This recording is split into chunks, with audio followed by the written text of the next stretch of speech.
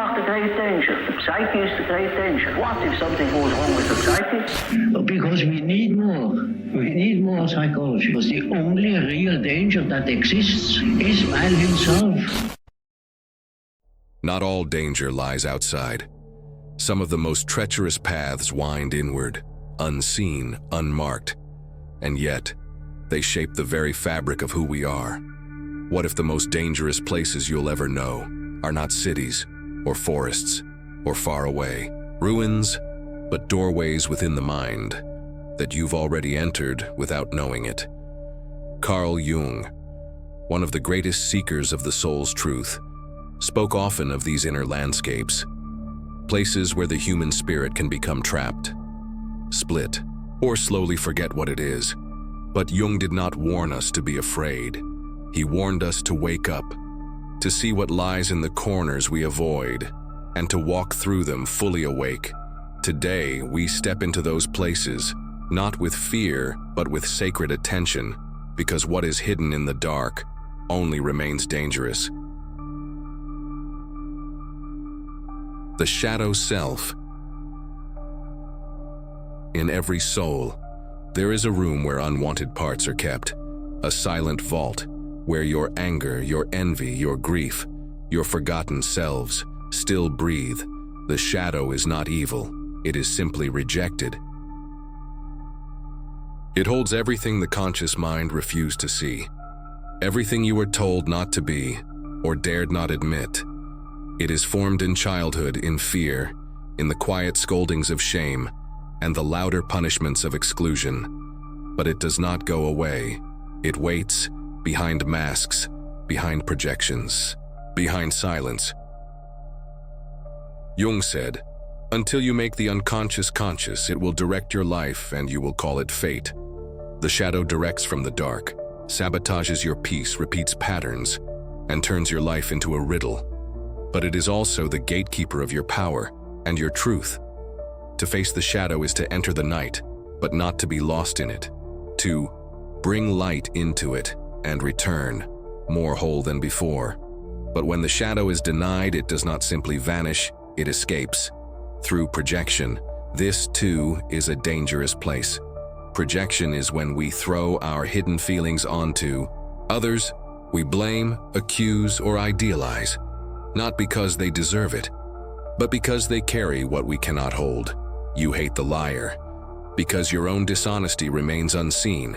You adore the saint because you've buried your own light. Projection turns the world into a mirror and then convinces us it's a window. It steals our clarity, breaks relationships, and keeps us far from truth. Jung said, knowing your own darkness is the best method for dealing with the darkness of other people. The task is not to stop seeing others, but to start seeing yourself within them, to reclaim the shadows you threw outward and call them back. This is not easy. It humbles the ego, but without it, we remain blind in a house of mirrors, calling life. And yet there is another mask, not projected outward, but worn inward. The persona, the face you show the world, polished, polite, and clean. A performance, a practiced role. It helps us survive, find belonging, win approval. But when we forget it is a mask, we lose the one wearing it. You become the job title, the role, the smile that hides the scream. Jung saw the danger in confusing the persona with the self, because once you believe you are only the part you play, you no longer hear the voice behind it. The voice that questions, that longs. When the mask becomes fused to the skin, we suffer, not from pain, but from numbness, a quiet death of meaning. The weight of living a life that does not feel like your own. The way back begins not by tearing off the mask, but by gently remembering that it was never all of you. And when you step away from the mask, the next danger appears. Pendulum swing called enantiodromia. Enantiodromia, a word that sounds ancient because it is, from the Greeks, meaning a turning into its opposite. Jung used this to describe what happens when we push too hard in one direction, when we cling to virtue and deny vice when we live only in the light and refuse the dark. Nature does not allow extremes to last, and neither does the soul. The psyche corrects like a tide, and when it returns, it brings what was left behind. The one who always smiles may one day scream. The one who always controls may one day collapse. This reversal is not punishment, it is balance, but it can feel like destruction. Jung believed that every force denied will eventually return, doubled in strength. If we do not allow sadness, we risk drowning in despair. If we repress desire, it returns as obsession. The soul seeks wholeness, not perfection. Enantiodromia warns us that our unchecked one-sidedness can lead to collapse. We are not meant to live as statues, but as rivers, moving, bending, returning. But sometimes the shift is not a swing, it is a fall. And that is where we come to Nigredo, the black stage. The night of the soul, the slow burn of everything once certain crumbling to ash in alchemical terms. Nigredo is the phase of decay, before gold can emerge, the putrefaction of what was false, to make room for what is real. Psychologically, it is a moment of crisis, when the self collapses under its own weight, when meaning fades, when nothing fits, and silence becomes louder than words. Jung did not fear Nigredo. He honored it because without it, there is no rebirth. The blackness is sacred. It strips away illusion so that something deeper can rise. But it is painful, terrifying, and many turn back. To enter Nigredo is to walk through death while still breathing. It is not the end, but the pause between who you were and who you are becoming. Yet even in this renewal, there is another danger. The temptation of the self, the golden image, the spiritual mirror. This is the place called ego inflation. When one identifies too closely with the divine within, they begin to mistake themselves for more than human. This is not strength but swelling, a subtle arrogance dressed in enlightenment. I have found the truth, they say. But the truth, if held too tightly, becomes another mask, Jung saw. This often in mystics, in teachers, in seekers, who flew too high and forgot the earth. The ego whispers, you are chosen, you are special, you are above the others, but in that whisper is separation. And where there is separation, there is suffering. True awareness is humble. It bends, it listens, it serves. To see the self is not to become it, but to learn how to carry its light, without being burned.